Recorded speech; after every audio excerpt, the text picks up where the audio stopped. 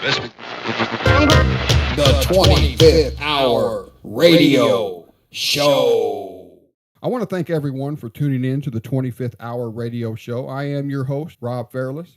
And on the phone today, I have the president and CEO of the Rock and Roll Hall of Fame and Museum in Cleveland, Ohio, Mr. Greg Harris. Greg, thanks for being on the show with me today. My pleasure. Good morning, Rob. Greg, at the start of every show, I like to lead into the interview with a brief history lesson on the guest. So if there is a Cliff Notes version, how did you go from running a record store in Philadelphia to eventually landing the gig that you're currently in? So the Cliff Notes version, I love music and, grew up with a lot of music around me, just enjoying it. And after 2 years of college, I was working in a record store, and a buddy and I decided that we wanted to open up our own. So I dropped out of school, opened the store, and it was a really fun run for a couple years. The store itself has proven to be a success, and my original partner still has it 30 years later in Philadelphia. It's called the Philadelphia Record Exchange. But after that, I ended up learning about this great field of museums, getting a master's degree in history, getting a job at the Baseball Hall of Fame up in Cooperstown, New York.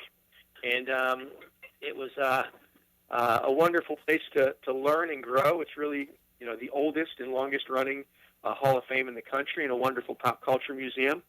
And after being there for 14 years, I had an opportunity to connect my passion for music with museums and come out to Cleveland to the Rock and Roll Hall of Fame.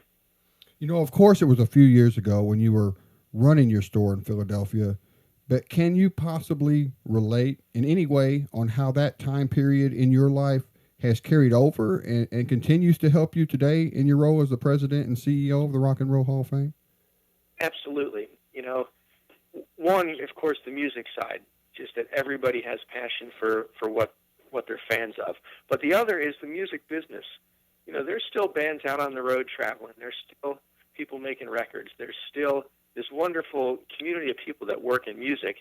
And owning a small record store, you become a community center for all those people.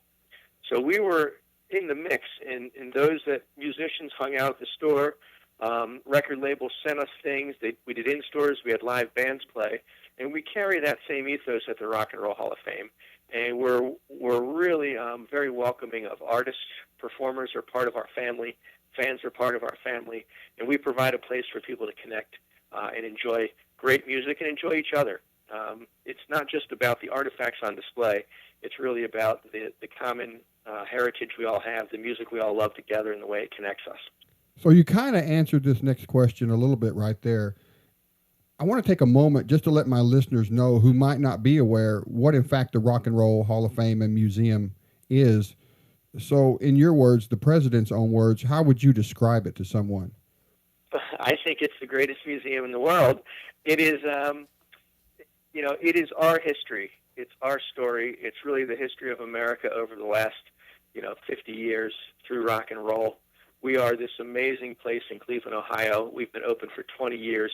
10 million people have journeyed to Cleveland to see our museum.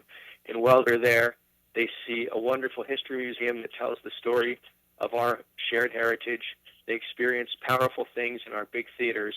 And together we celebrate those that are inducted into the museum.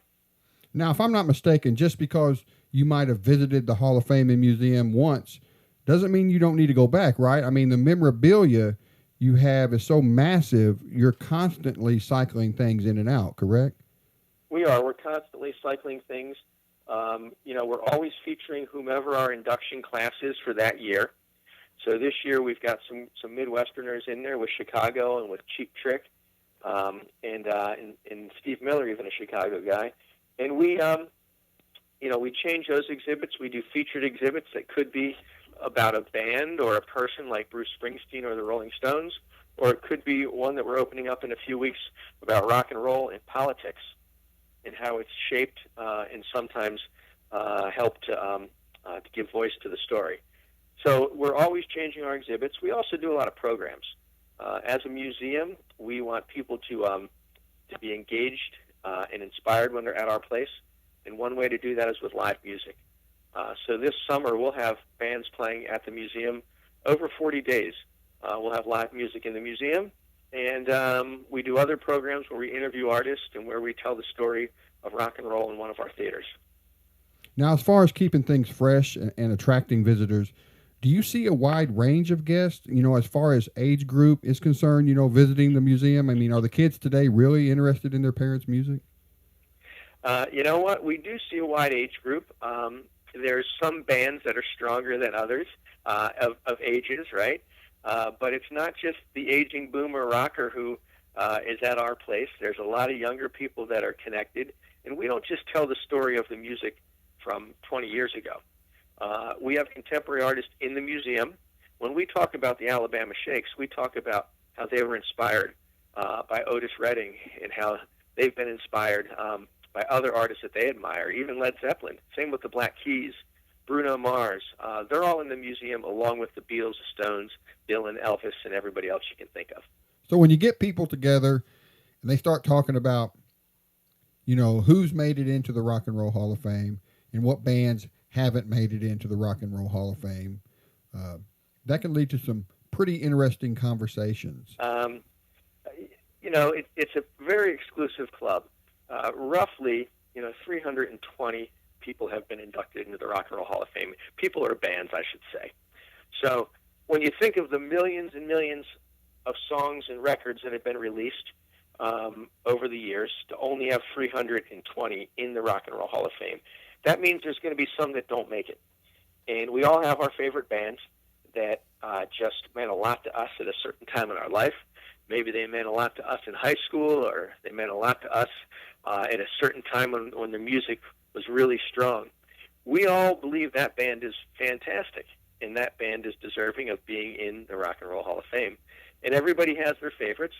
And one of the reasons that it's kind of fun is when the announcement comes out, people are thrilled that their favorites get in, or they're very upset their favorites didn't get in. And what it means is they care. If people didn't care if they were in or out, it would mean the museum was irrelevant. And really, by reinforcing it, by caring about who's in and who's out, it shows that the fans still care. It means something. We let people vote online, and the votes cast were in the millions and millions of votes cast. It's quite a fun debate. It's ongoing, and it will never end. So what types of major exhibits do you have going on right now or possibly coming up that the people might be interested in learning about? Right now we have a pretty exciting exhibit about the Beatles, and Ringo Starr has provided us with his primary drum kit that he used on the Ed Sullivan Show and in Shea Stadium and all those places. It's a really amazing piece. Our new inductees exhibit, that features Steve Miller, it features Cheap Trick, it features Chicago, and it's really our centerpiece of the museum right now. Then Rock and Politics will open up in May, and it will tell again the story of rock and roll in politics, and it's a timely year given that Ohio is such an important state. We're going to be hosting the Republican National Convention as well.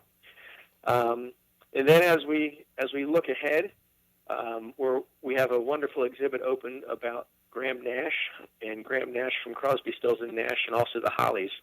And I shouldn't say it's opening; it's already open. It sort of tells the story of Graham as a collector, as an artist, and there's things in that exhibit from Bob Dylan and from Buddy Holly and from everybody that Graham admired. It's a busy place. We're always featuring. We have a film series, we have live music, and we have education programs where schools from all over the Midwest come to Cleveland and participate in our programs. And then teachers can take our content from our website, rockhall.com, and they can use it in their classrooms. So as far as social media is concerned, where can people go to check out the Rock and Roll Hall of Fame and Museum's online presence? So the first place to go is rockhall.com, and then definitely sign up, for our Twitter, Instagram, or Facebook, whatever platform you prefer, because that's our quickest way of getting news out. Those that are connected to us learn about special offers, special ticket offers, special events before the public. We have a big concert coming up this Friday night, as a matter of fact, with Cheap Trick. And that show first went out to our members, and most of the tickets were sold by those that knew about it in advance. And one more thing, I think HBO aired the 2016 induction ceremony last night. So if you didn't get a chance to watch it, I'm sure they'll be replaying it in the days to come. Greg, I want to thank you so much for taking a few minutes out of your day to join me on the show. Oh, it's my pleasure. And Rob, I'd love to host you at the museum. If you're traveling this way, come out and see us.